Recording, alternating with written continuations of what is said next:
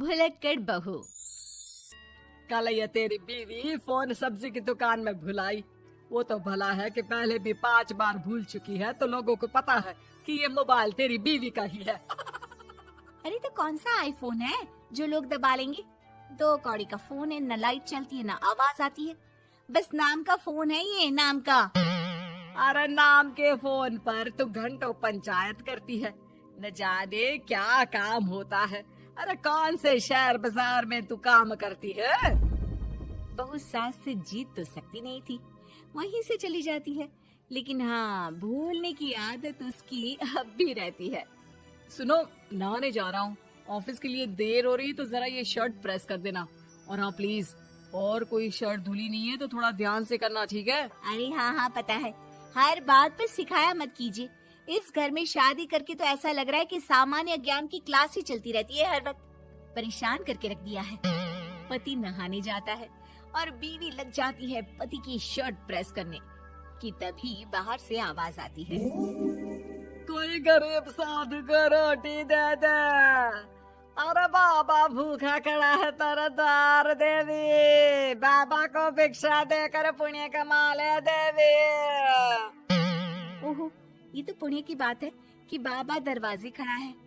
अब इसकी आवाज सासू माँ को सुनाई नहीं देगी, लेकिन मैं और ये कमरे में हल्के से बात कर ले तो क्या। अरे घूसी चली आती है। चलो पहले बाबा को ये रोटी दे देती हूँ।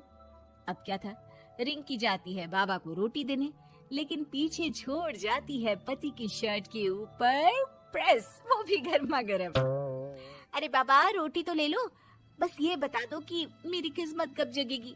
ससुराल में हालात टेबल टेनिस के बॉल की तरह हो गए हैं।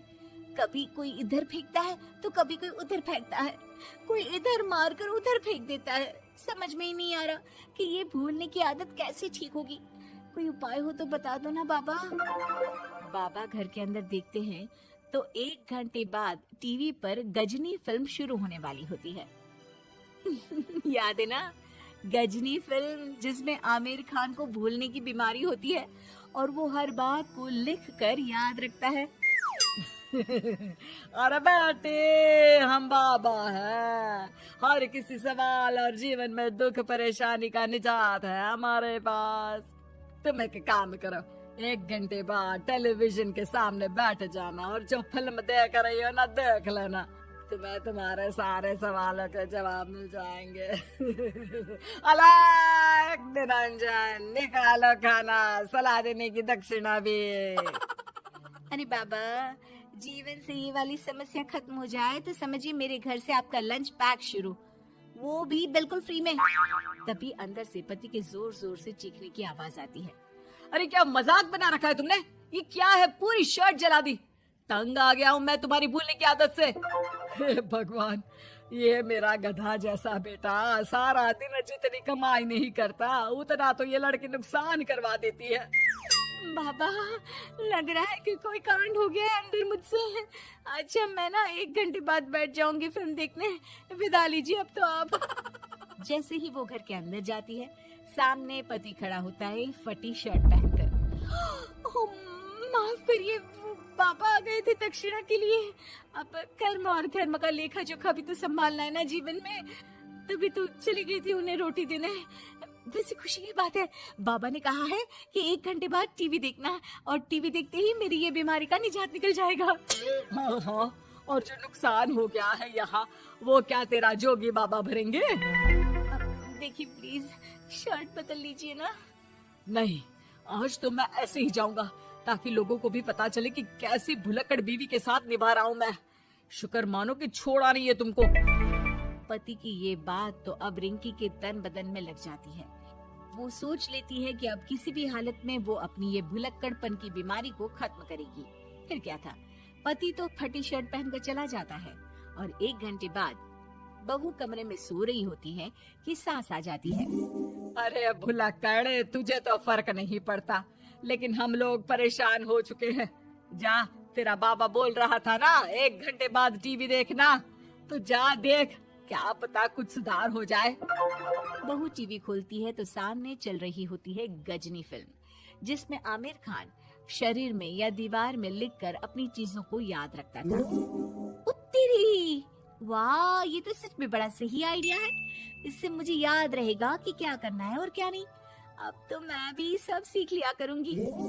वो टीवी बंद करके किचन में जाती है कि सास की आवाज आती है। अरे तेरी बुआ सास आ रही है, खाना बना लेना उसके लिए भी। जी माँ जी, बिल्कुल बना लूंगी। और सुन, वो कल वाला जो आटा बचा था ना, उसकी 2 रोटी बुआ सास के लिए बना देना। आटा पड़ा पड़ा खराब ही हो रहा है। बहू फटाफट रोटी बनाती है, लेकिन तभी उसे ध्यान आता है कि बुआ सास की रोटी तो पुराने आटे से बनानी थी।